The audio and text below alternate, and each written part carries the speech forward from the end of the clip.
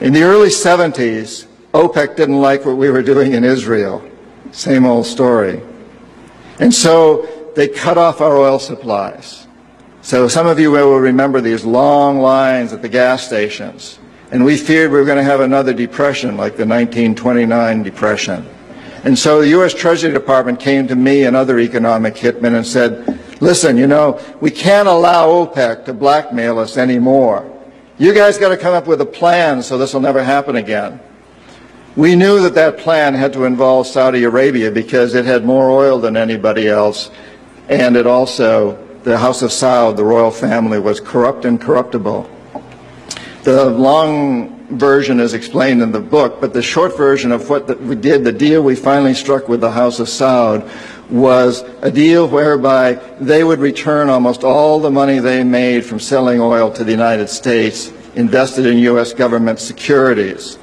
The U.S. Treasury Department would use the interest from those securities, which over the years has amounted to trillions of dollars, to hire U.S. companies to westernize Saudi Arabia, build petrochemical complexes, desalination plants, whole cities out of the desert, McDonald's and all the other things that go along with our Western culture. The House of Saud would also agree to keep the price of oil within limits acceptable to the oil companies, possibly not acceptable to you and me, but acceptable to the oil companies. And this is very, very important. They agree that they would never, ever sell oil for anything other than U.S. dollars.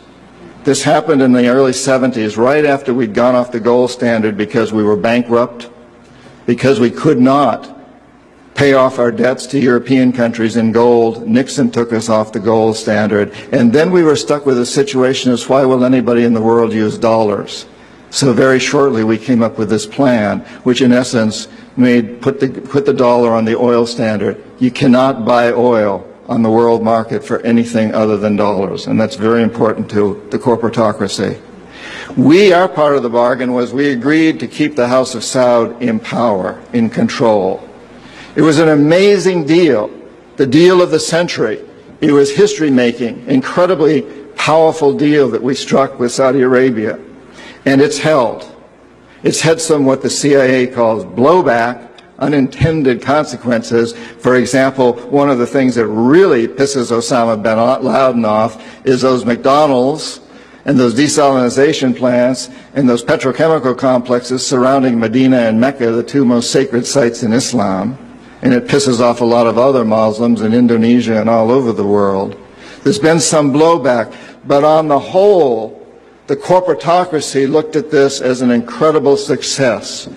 I had done my job. We economic hitmen did a great job with that one. So we decided that Saddam Hussein ought to accept something very similar. Now, probably a lot of you know that Saddam has been our boy for a very, very long time. You may remember Abdul Karim Qasim, who was president of Iraq in the early 60s. Qasim came up with a unique concept. He said, Iraqi oil ought to go to benefit the Iraqi people. How novel is that?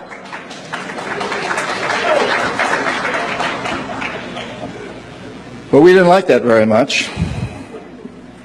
He began to tax the oil companies, particularly the British and some American companies, and threatened to nationalize our oil companies. And so we decided that Qasim had to go. The CIA sent an assassination team. It was headed by a man who was still going through high school, an Iraqi citizen who was still going through high school. They riddled Qasim's car with bullets on the streets of Baghdad and missed him. The head of this assassination team was wounded and fled to Syria. His name was Saddam Hussein. He was a CIA agent in those days, an assassin for us. He failed. And so the CIA went directly, and this is all history, I'm not creating this. CIA went in and had Qasim publicly executed on Iraqi television. They put Saddam's cousin in charge. He became president of Iraq, and Saddam became vice president in charge of security. Eventually, as you know, he became president. He was our boy. He was our man. And so and we sold him a lot of, and gave him a lot of tanks. We built him, Bechtel built him big chemical, I don't know, my father-in-law was chief architect at Bechtel, built Saddam big chemical plants that were used, and we knew that they were used to make mustard gas and other chemical weapons that were being employed against the Kurds and later the Iranians. We knew this, but we sold him these things.